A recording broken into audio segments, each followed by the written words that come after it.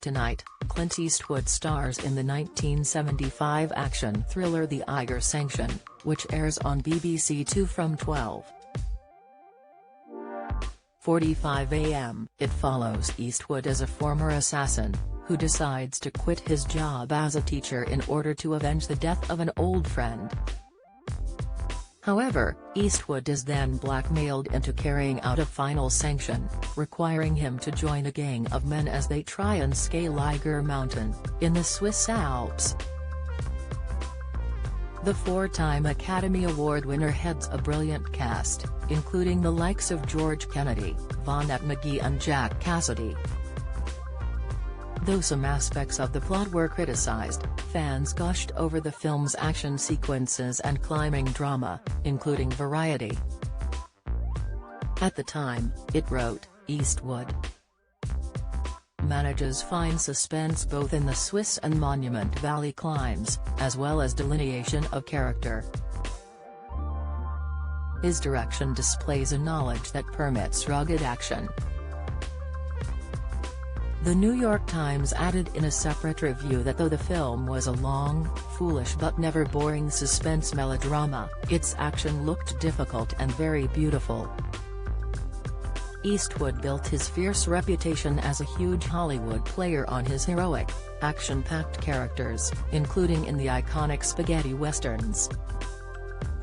Many of his characters are known for their abilities in combat, and with a firearm, but when it comes to real-life war, Eastwood, now 92, is often critical of such conflicts.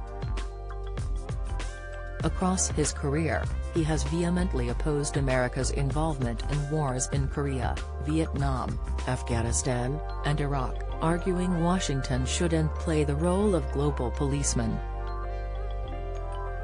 Yet, when his 2014 film American Sniper was released, many Democrats were quick to rage at Republican Eastwood, and the patriotic sentiment the epic produced.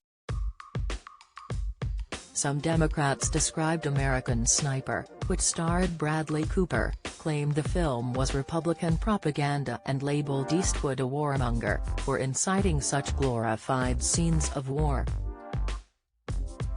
But Eastwood told U.S. publication The Star in 2015, he found some analysis of his film stupid, and particularly raged at it being labeled a political film. He said, "Pardon me for sounding defensive, but it certainly has nothing to do with any political parties or anything.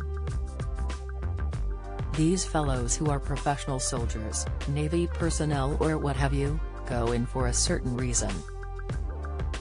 Their commander-in-chief, then U.S. President Barack Obama, is a Democrat and the administration is, and there's no political aspect there other than the fact that a lot of things happen in war zones." Some criticizing the film included New York Magazine writer David Edelstein, who said labeled the flick, which was nominated for 6 Academy Awards, a Republican platform movie. The Guardian's Lindy West added it was for simplistic patriots.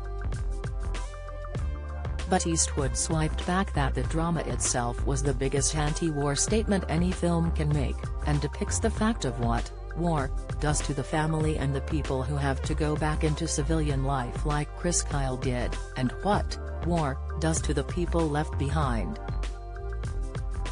Of his own personal hatred of war, Eastwood added, "I was a child growing up during World War II. That was supposed to be the one to end all wars. And 4 years later, I was standing at the draft board being drafted during the Korean conflict, and then after that there was Vietnam, and it goes on and on forever. I just wonder, does this ever stop? And no, it doesn't. So each time we get in these conflicts, it deserves a lot of thought before we go wading in or wading out. Going in or coming out. It needs a better thought process, I think." The Eiger Sanction airs on BBC Two tonight from 12:45 a.m.